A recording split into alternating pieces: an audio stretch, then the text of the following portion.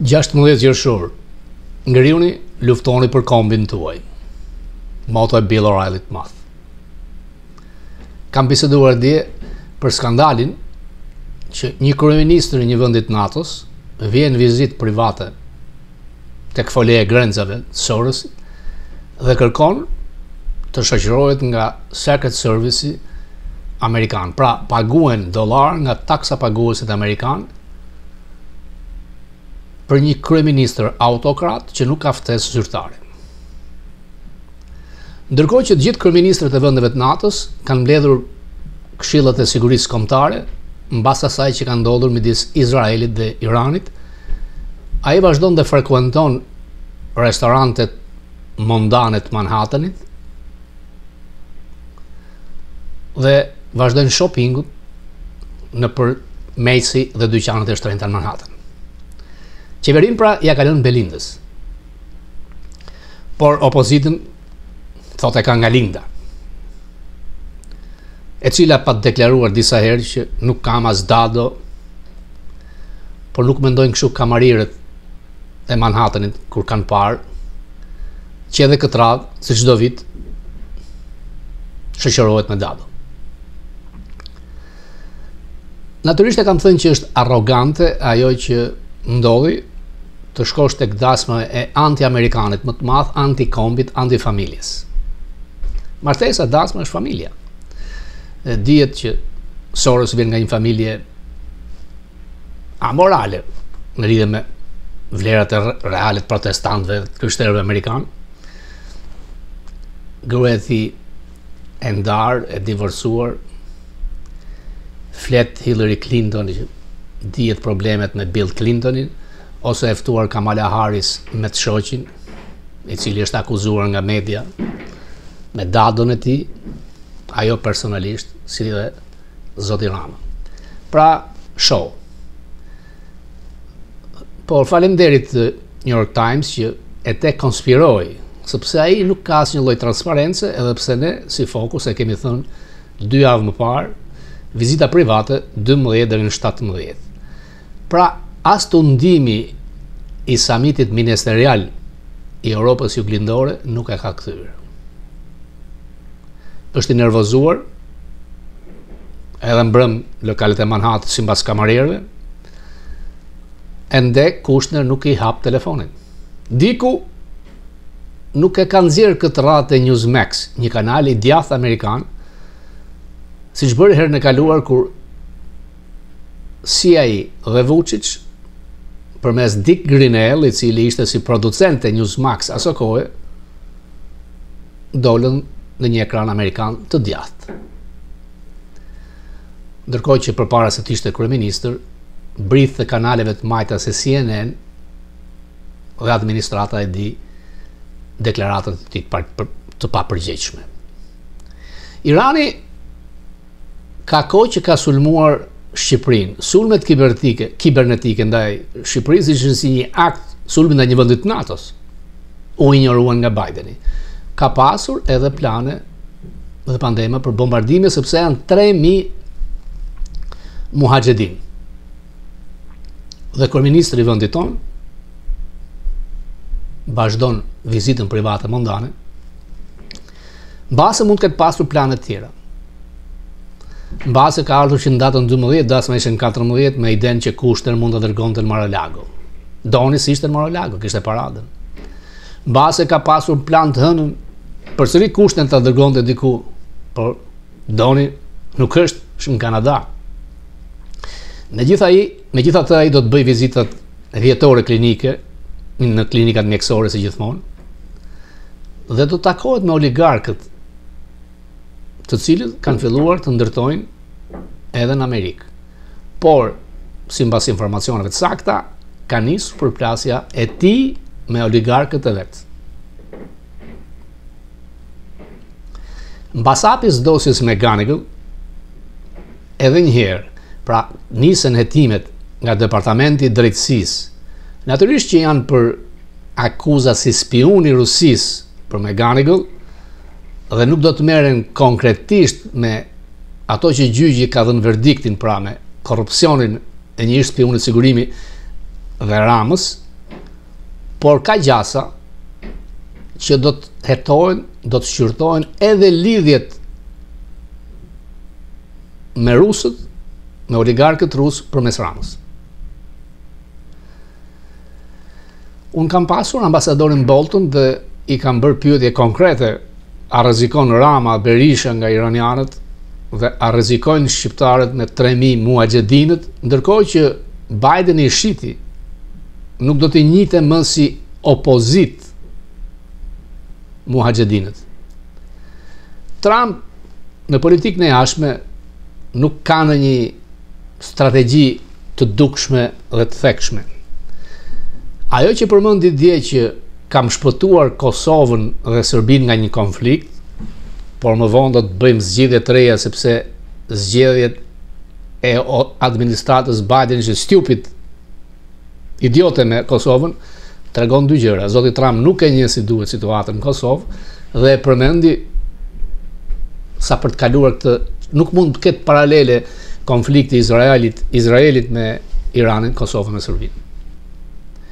Natyrisht në administratën e parë marrëveshja ishte fiasko dhe u orvatën të merrnin veriun e Kosovës.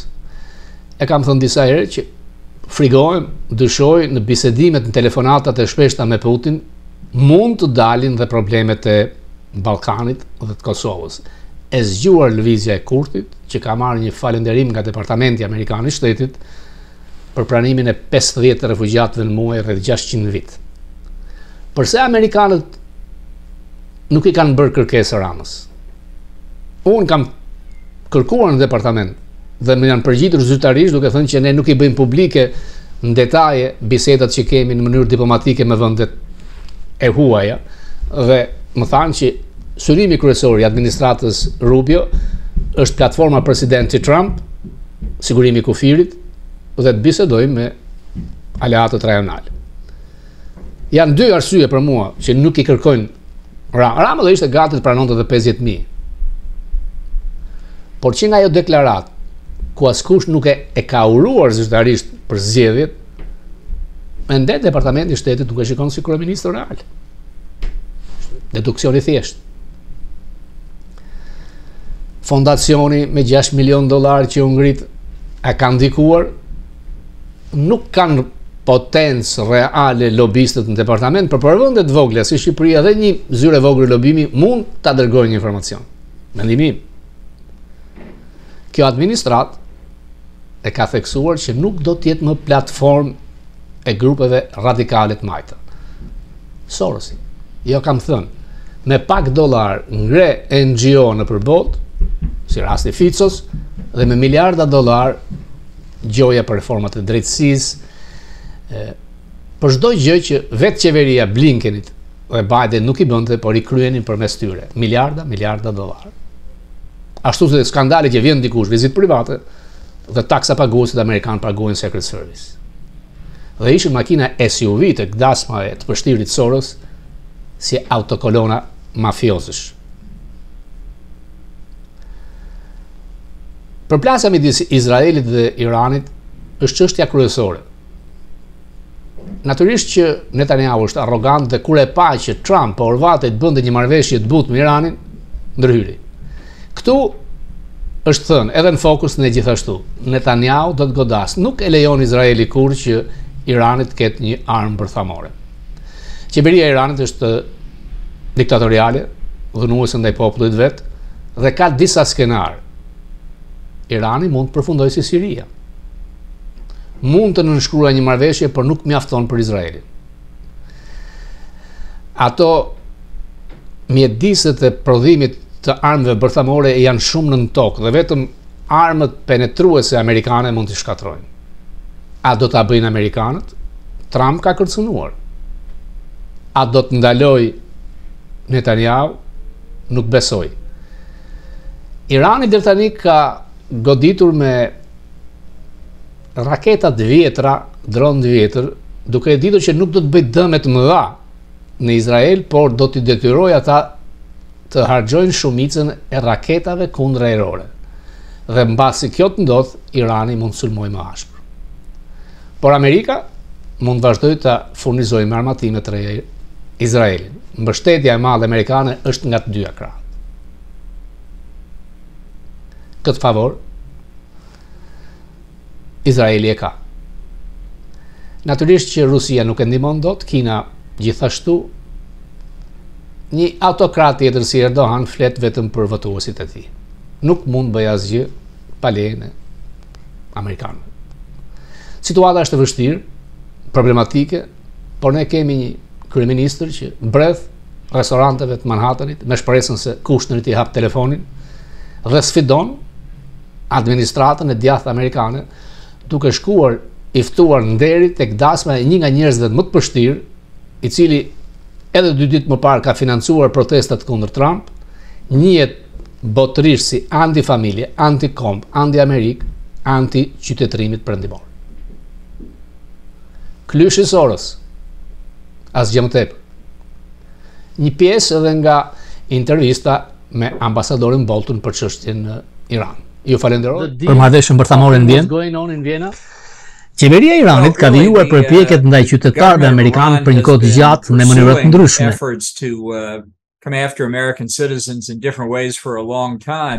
Por pas më shumë se një vit e gjysmë kur SBA negocion të kthehet te marrëveshja bërthamore 2015, nuk ka asnjë sens ta bëj këtë për shumë arsye.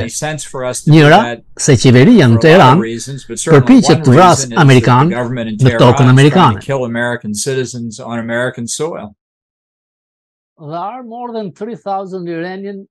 Janë më shumë se 3.000 iranianë në Shqipëri, ambasador. Mek, çdo të ndodh me ata pasi të firmoset marrëveshja mes SBA-s dhe Iranit, a do të kërcënohen? Ata do të kishin konferencën e tyre vjetore jashtë Tiranës, por qeveria e Iranit kërcënoi me aktivitetet terroriste, siç bëri dhe në rastin e Parisit, dhe konferenca u anulua prej kërcënimeve dhe për sigurinë e qytetarëve shqiptar.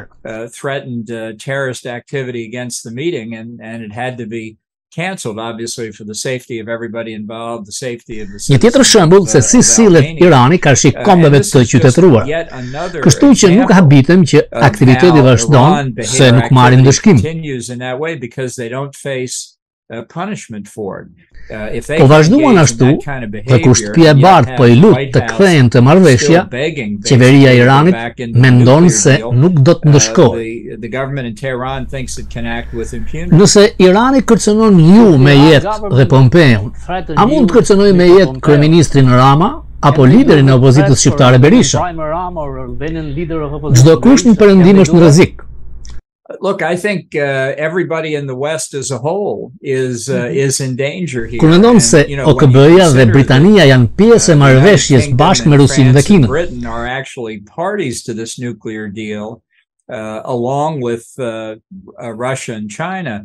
I think në Europë duhet të pyesin se çfarë përfitojmë nga kjo. What exactly are we getting out of this when we're in danger? Ne rrezikojmë në vendin tonë. Because of a country that you're trying to deal with. Now we have an interesting development here. Kemi zhvillime të reja në Britani. Liz Truss, kryeministre. Ajo nuk e mbështet marrëveshjen. Mbështetësit e saj në të shumtë janë kundër kësaj marrëveshje. Certainly many of her supporters are against the deal. So with Kësaj me Britaninë jashtë BE-s, ata mund të marrin një qendrim tjetër. Ambasador, faktorët më të rrezikshëm për Ballkanin janë Rusia, Kina apo mungesa e demokracisë. Disinformacioni rus dhe çdo përpjekje të përçanin NATO-n të dobësonin mbështetjen tonë për Ukrainën është kërcënimi më i madh. And weaken our support for Ukraine is probably the most pressing threat. But you know, the Russians take advantage. Rusët përfitojnë prej qeverive të dobta, ashtu si Kina mes rushfeteve dhe mjeteve financiare të godasin legitimitetin demokratik.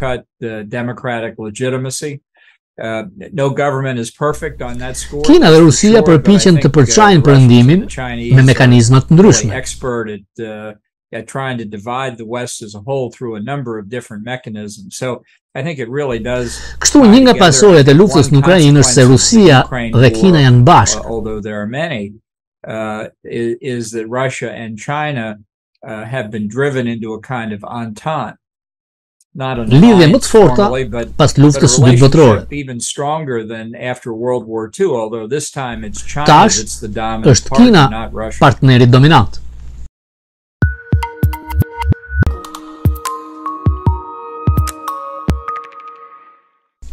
James Baker e di që ka qenë mentori juaj. Dërgoi një mesazh shumë të mirë për 100 vjetorin e lidhjeve diplomatike mes Shqipërisë dhe SBA-s. Ajo ka përmendur ai vizitën e tij historike me ftesën e Berishës në vitin 1991? Yes, I remember quite well. In fact, I remember when he E mbaj mend shumë mirë kur u kthyen në Departamentin e Shtetit dhe foli për fjalën që dha përpara një mase shumë të madhe në Tiranë. Tha se fjala e tij u prit shumë mirë dhe mbase duhet të kthehem në Shqipëri që të garoj për president. Thought the speech had been very well received and said if I think about this more, maybe I'll go back to Albania and run for president.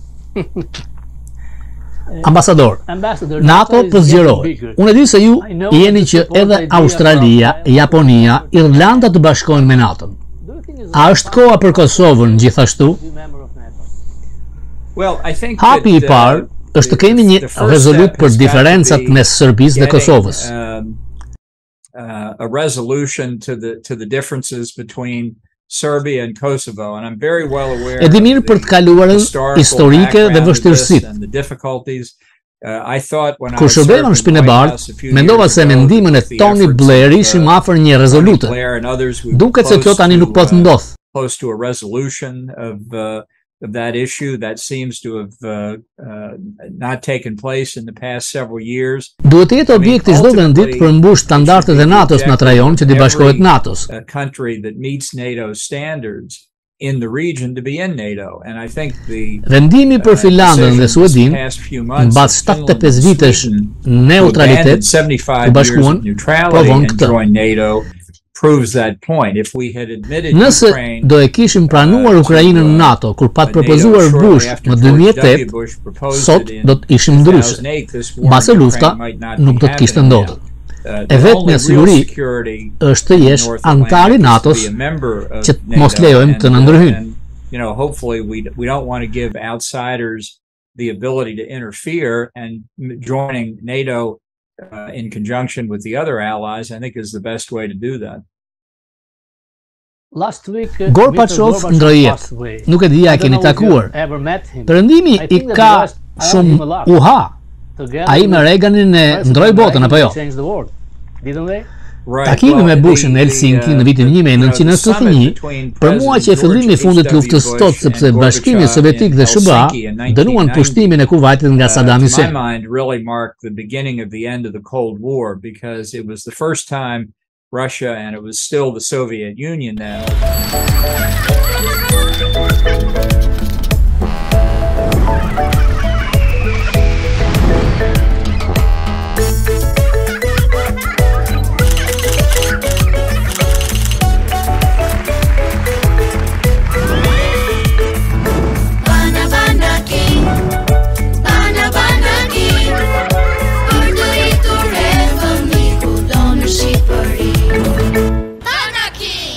Kudo në Shqipëri.